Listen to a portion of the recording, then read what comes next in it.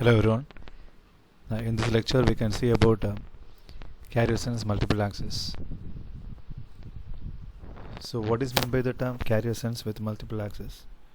So here this term is actually takes more importance in sending and receiving the data, because here CSMA is a method where we can able to reduce the possibility of collision, and we can able to direct for collision, we can able to avoid collision like that.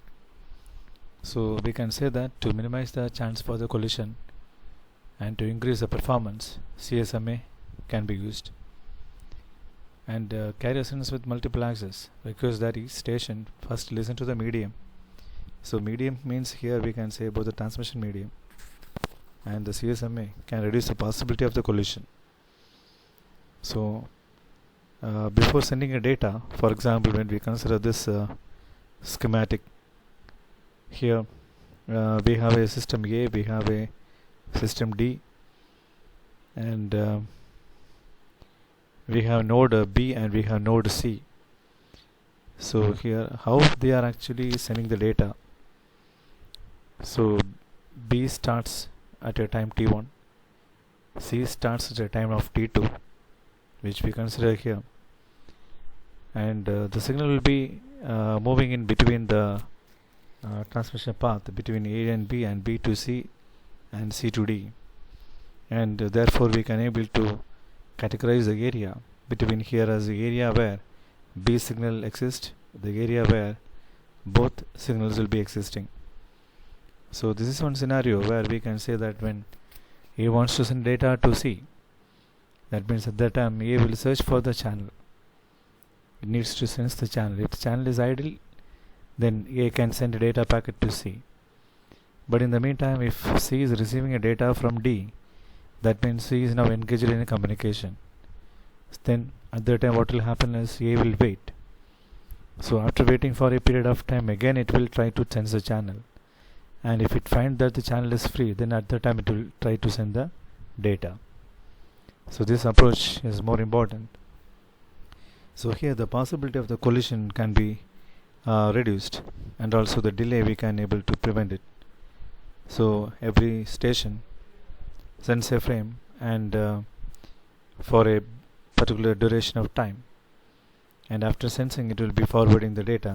Here also in the diagram it is shown that at time t1 station B senses the medium and find it idle, so send a frame. At time 2 station C senses the medium and find that it is idle, and therefore it is sending the data. So when both stations try to sending the data to one same content, then what happens is there is a chance for collision. So collision means the frame will be lost. So propagation time is mostly considered here for every signal to propagate from one place to another. So when a station sends a frame and any other station tries to send a frame during this time, collision will happen. So for that we need to check for the medium. So that is called sensing the medium. And here three methods are available.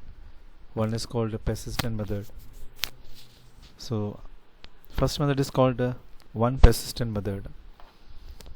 So in this method what happens is we can able to send data.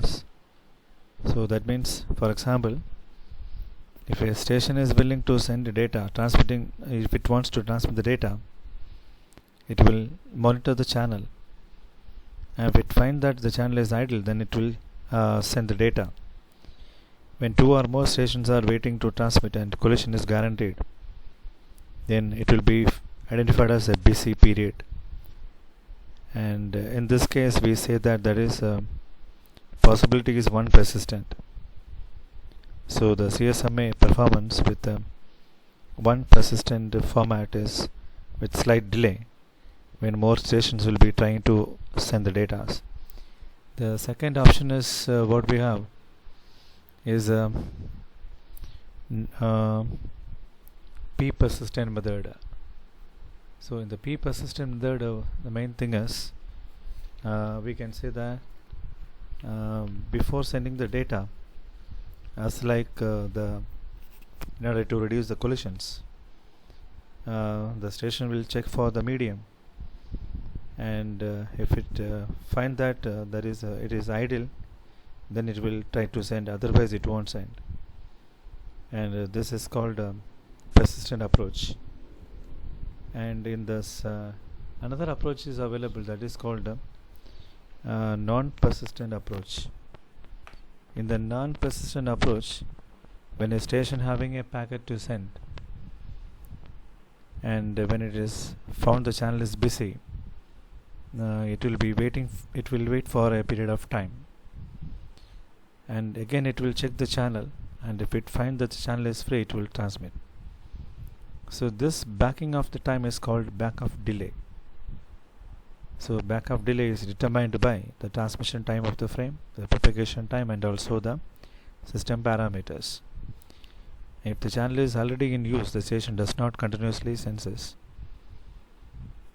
and once it detects that there is a chance to send the data, it will send, otherwise it won't send. So these are the various persistent methods we have in the carrier sense with multiple access approach.